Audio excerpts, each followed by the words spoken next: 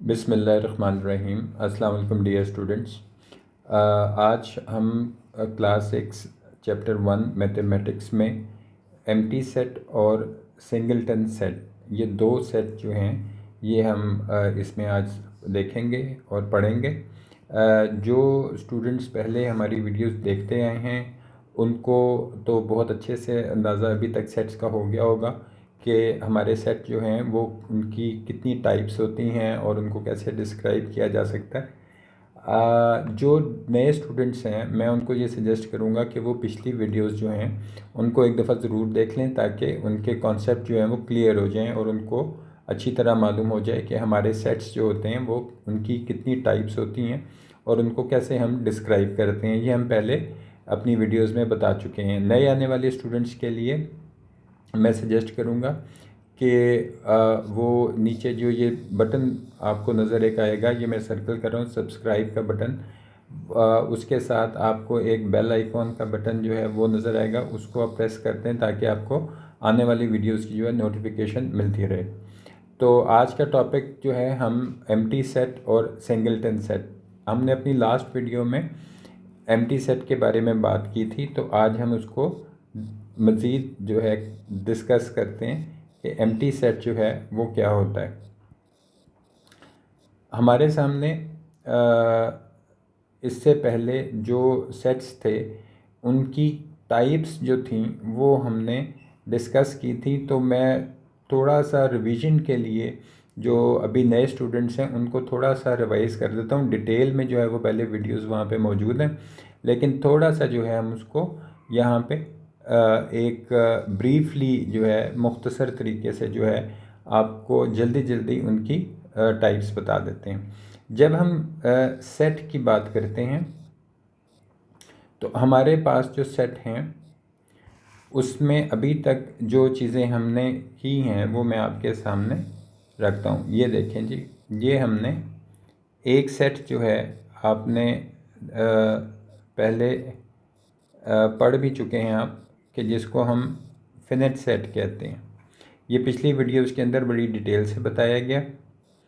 दूसरा हम सेट कहते हैं जो हमारे इनफिनिट सेट होते हैं, ठीक है। तीसरा हमारा एम्प्टी सेट होता है, ठीक है। तो ये एम्प्टी सेट, और ये एक हमारा सेट सिंगलटन सेट होता है, ठीक है। इसमें जो आपको नज़र आ रहा है ये एम्प्टी सेट, इसको हम नल सेट भी कहते हैं, ठीक है। तो डियर स्टूडेंट्स, ये हम पहले डिस्कस कर चुके हैं। फिनिट सेट्स आपको मालूम है कि जैसे हम पहले बात कर चुके थे कि जिन सेट के एलिमेंट्स का लास्ट एलिमेंट, ऐसा सेट जिसका लास्ट एलिमेंट मालूम होता है, ठीक है। मिसाल के तौर पे मैं लिख देता हूँ आपके सामने ताकि आपको याद भी रहेगा कि ऐसा सेट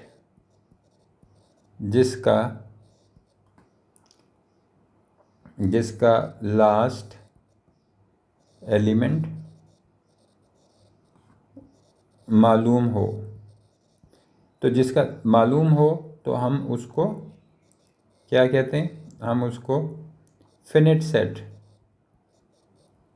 ठीक है, हम उसको फिनिट सेट कहते हैं।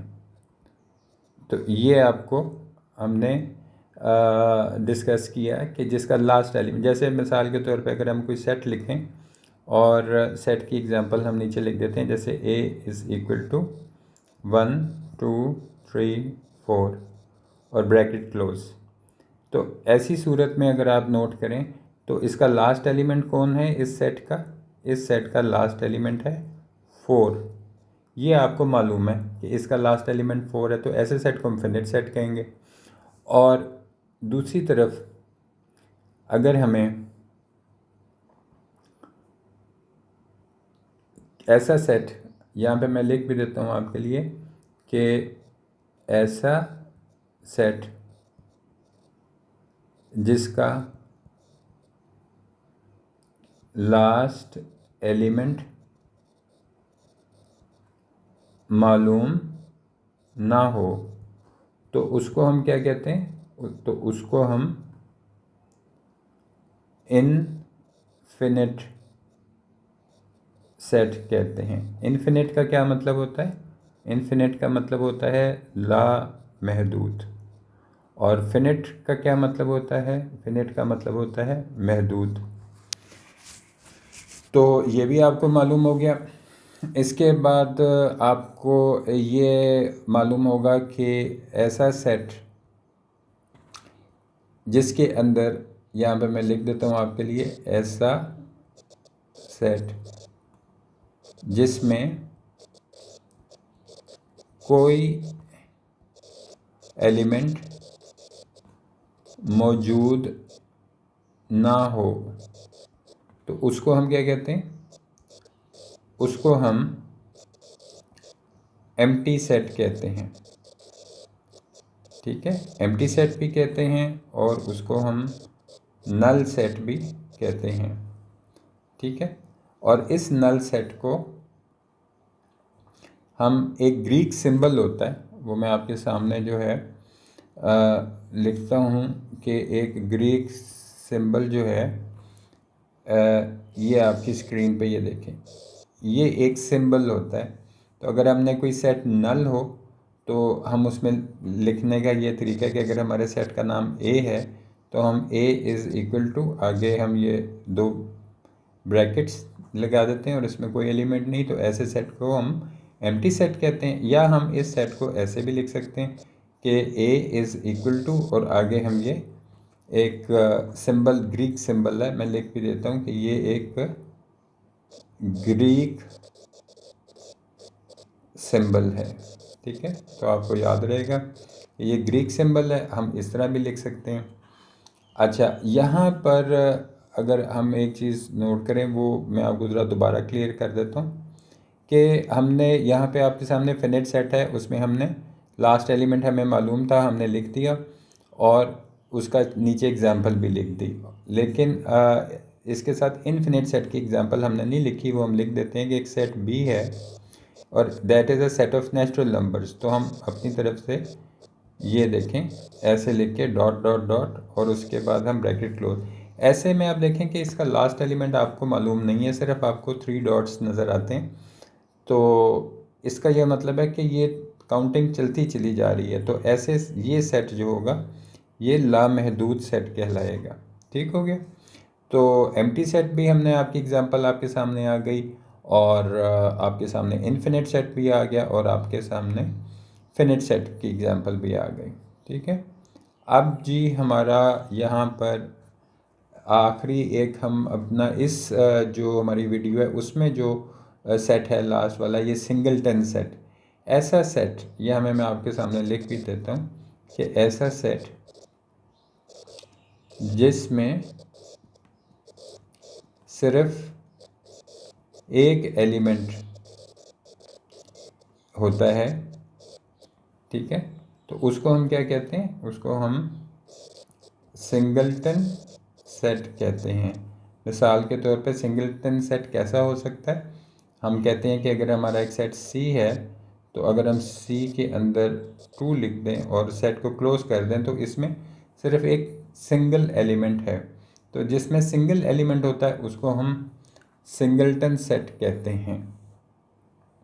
अब इसमें इनफिनिट सेट्स में कई दफ़ा एक एग्ज़ाम्पल होती है, सॉरी, एम्प्टी सेट्स के अंदर, हम एम्प्टी सेट्स की बात कर रहे हैं, तो नल सेट या एम्प्टी सेट के अंदर कई दफ़ा स्टेटमेंट क्वेश्चन आ जाता है एग्ज़ाम के अंदर, और आपके स्टेटमेंट में ये अगर लिखा हो, मैं आपके सामने स्टेटमेंट जो है वो यहाँ पे लिखता हूँ कि set A is equal to the set of 100 feet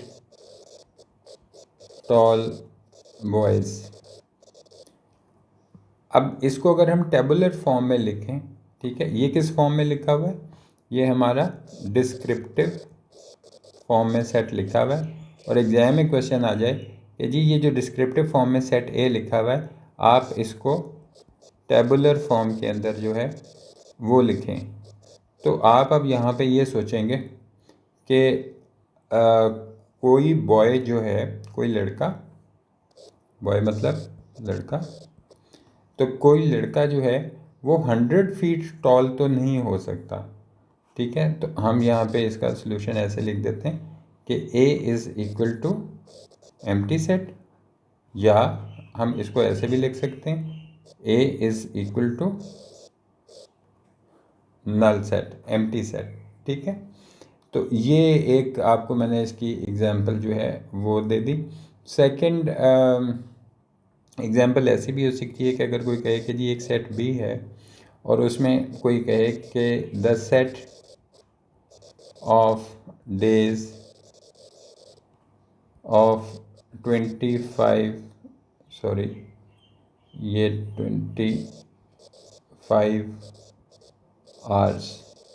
तो डियर स्टूडेंट्स, आपको पता है कि एक 1 डे जो होता है, ठीक है, 1 day is equal to 24 hours. तो डे में तो 24 आवर्स होते हैं, तो ऐसा तो कोई दिन होता ही नहीं कि जिसमें 25 आवर्स हों। तो फिर हम लिख सकते हैं अपना सोल्यूशन कि बी इज़ इक्वल टू, ऐसे भी लिख सकते हैं एम्प्टी सेट, और हम ऐसे भी लिख सकते हैं कि B is equal to null set, ठीक है, एम्प्टी सेट। तो यहाँ पे डियर स्टूडेंट्स हमारा ये वाली जो वीडियो है ये हमारी यहाँ पे ख़त्म हो गई। हम अगले में जो वीडियो है उसमें इक्वल और इक्विवेलेंट सेट्स का जो है हम टॉपिक जो है वो इंशाल्लाह कवर करेंगे। इसमें अगर आपको कोई क्वेश्चन या कोई चीज़ ऐसी जो आपको समझ ना आई हो तो आप नीचे कमेंट बॉक्स में अपना क्वेश्चन हमें भेज सकते हैं। हमारी कोशिश होगी पूरी कि हम आपको उसका रिप्लाई करें। और हमारा फेसबुक पे भी पाक पेंसिल्स का पेज है, आप उसको भी लाइक करें, इस वीडियो को भी लाइक करें, शेयर करें अपने फ्रेंड्स के साथ, और ताकि आपको इसमें जो नोटिफिकेशन है हमारे नए वीडियो की वो आपको मिलती रहेगी।